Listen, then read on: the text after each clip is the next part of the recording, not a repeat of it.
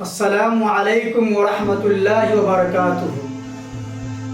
دوستو، ایک ایسی دعا جس نے نبی کی زندگی میں انقلاب برپا کر دیا، جس نے نبی کو قیدی سے رہائی نصیب فرمائی۔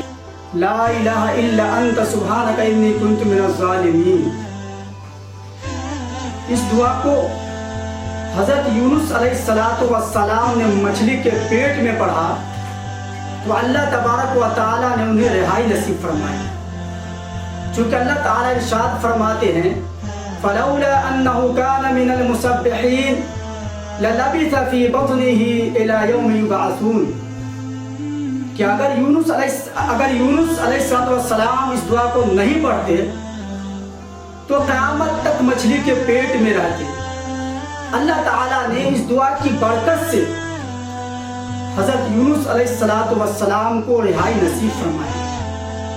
لہذا جو لوگ بھی قید میں ہیں اور انہیں رہائی چاہیے تو اس دعا کو 21 مرتبہ پڑھیں اور اول اور آخر میں درود شریف ملا لیں۔ انشاءاللہ اس کے فائدے آپ دیکھیں گے اور اللہ تبارک و تعالیٰ اس دعا کی برکت سے ہر طرح کی مشقت، پریشانی اور قیدی سے رہائی نصیب فرمائیں گے۔